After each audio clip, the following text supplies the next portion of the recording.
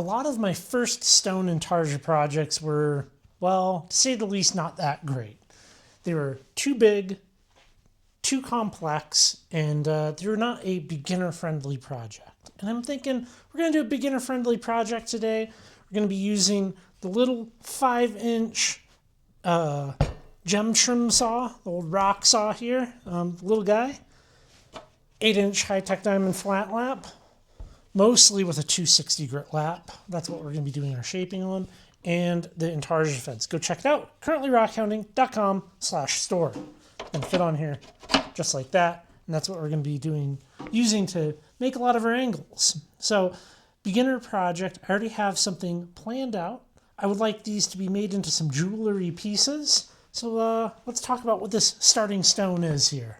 Before we talk about the stone that we're going to work on today, let me show you the other piece that I made that I would like to get made into a piece of jewelry, and that is this right here. So the center is malachite, not book matched. I actually just found that pattern in a stone. The black is basalt, and all of the turquoise is a composite turquoise. So those are all little bits of turquoise that have been compressed into a block with epoxy. And yeah, it's a nice composite there. I think this would make for a nice pendant, and I think I'm going to find somebody that was willing to set this for me. So that comes to our stone at hand here. Well, obviously we have malachite.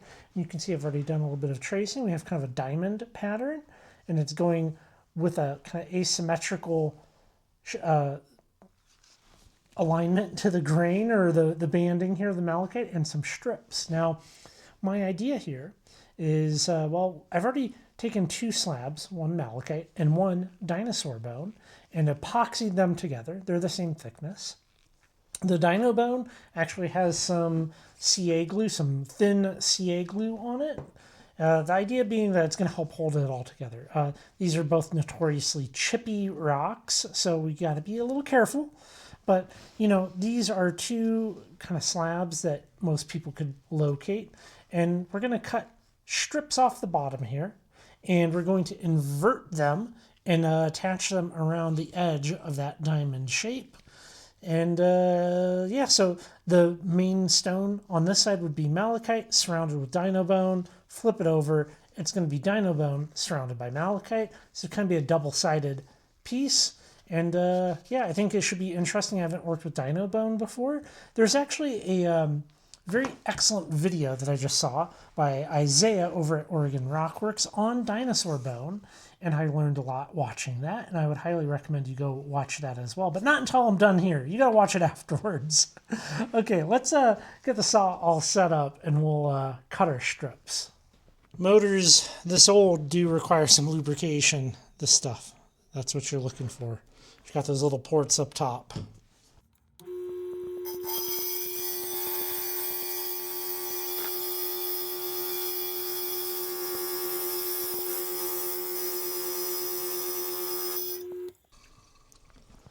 That was the first cut, which is the piece that was, well, the ends of the slab, and it just kind of chipped off, which that's fine. I think provided this cut here goes well, I think we'll be in business.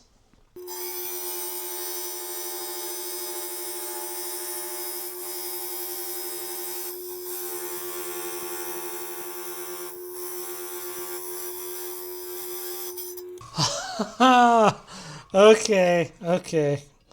I got my 4 strips here. That was close. I almost didn't make it. These strips need to be flattened at least on one side for the glue up. And the way we do that is over on the flat lap. 260 grit lap is where we're starting with this. And we'll get this down into our shape.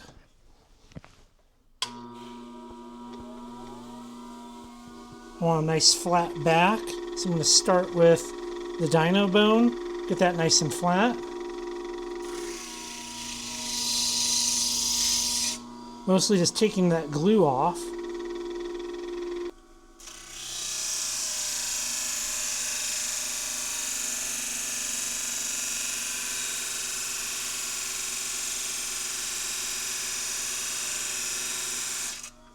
I have to flatten these, and I can't hold something that small, so we have a little tape handle. This is just some green painter's tape, and then I have some pencil line marked on it so that we can come in, touch off, and check and see if we are flat.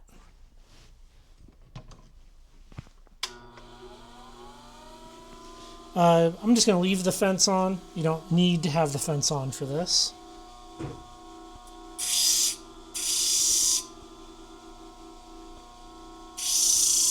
We don't want to lose too much thickness. We just want to flatten what we need to flatten.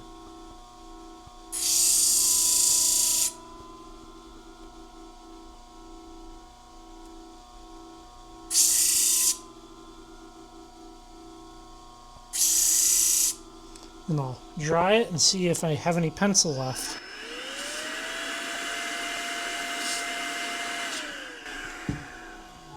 I have a little line right there.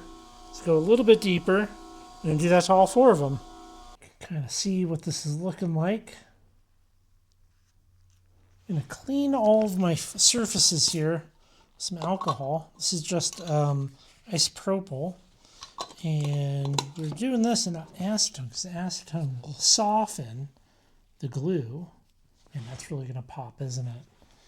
But this gets any dirt or grime or anything we don't want in our way on here. And these are the glued up faces here, so these will get all wiped down as well.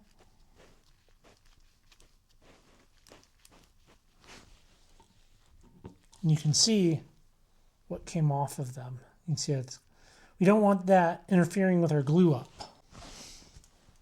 So we're going to get glued up kind of like this on two sides. And to do that, we're going to be using some BSI extra thick with some activator. We'll be doing one side at a time. I have a nice flat piece of glass with some wax paper on it. And should be good there. Don't want these pieces to get mixed up at all. The reason we're doing two sides is we're going to grind down to our lines and then we'll attach the other two pieces. Nice and thick. Put this on here. Just like that. And then we pinch and push everything down and activate. Hold it. Now that I have my side pieces glued on, you might be tempted to try to trim these back with your trim saw. I would not do that, and the risk of them chipping out is too great. I'm going to go and gently grind down to the line, and then we'll put the other pieces on. That came out looking really, really good. We got a ways to go, but I like the contrast. Very simple. One thing that we have to do, and you can really see it more so on the malachite side, is this side is the thinnest side, and these three need to come down to it. So we're going to figure out, we are about 67 thou. So we got to bring these guys down. So we'll do that. That should take not much time at all.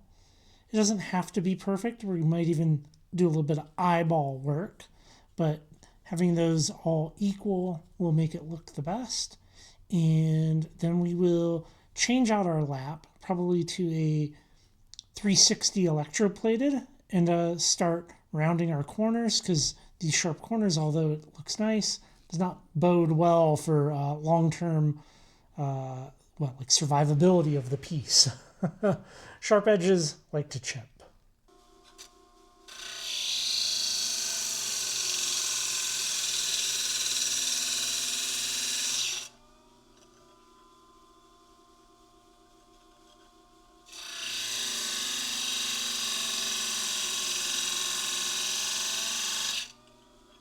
I switched out to a smoother 360 grit lap, and that's where we're going to be flattening all the sides, and we're going to be rolling our edges, and I'm literally going to place the stone on the lap and roll my edges up to simply put a small radius on them.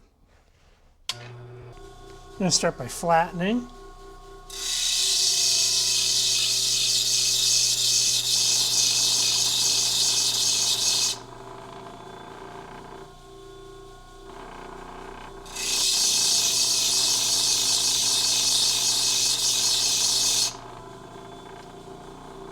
A little ways to go there.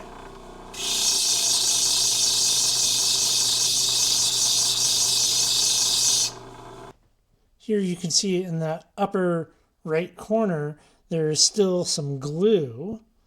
There's still some glue there, so we have to flatten it just a little bit more.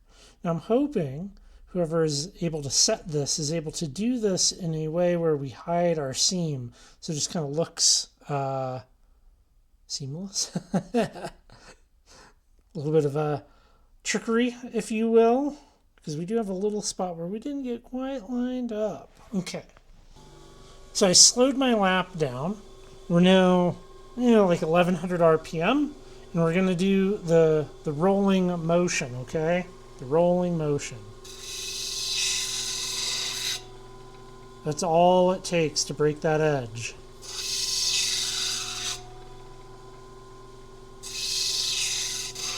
We'll do more later as well, but we just want to smooth out these edges and get it so that they're not going to chip out on us. These ones are going to be hard. I'm going to start by just coming in and touching off.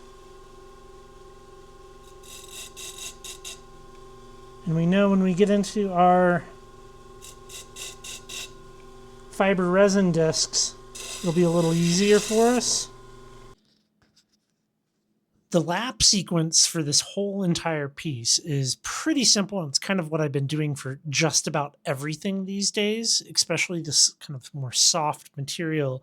We started doing the shaping with the 260 grit electroplated lap because 180, 80 is way too chippy for this. You would chip out the malachite, it would not look good. Maybe the dinosaur bone, I'm not exactly sure there, I'm not going to try it. Then we rounded our edges with the 360 electroplated, then it's all fiber resin from here on out. So I did a 220 fiber resin, 325, 600, 1200, 3000, and those were fiber resin discs from High Tech Diamond. And then I switched over to a 14,000 grit fiber resin and a 50,000. Now, High Tech doesn't sell them. Covington Engineering, they do sell them under their Ameritool brand, and I've been really pleased with my results, just kind of broadly speaking. Now, is there a better method to polish the malachite? Maybe, but I find that the Ameritool laps, they're slightly thinner than the high-tech ones, so you get less rounding. You get to be more in control of that. And probably once my high-tech laps wear out, I'm probably going to just switch over to the Ameritool. I feel like they're a superior lap, at least as of right now. One thing that always happens every time that you make any Intarsia piece is you end up with these little bits. So what I like to do is I will bag them and save them. I mean, obviously, dinosaur bone's kind of a little precious thing.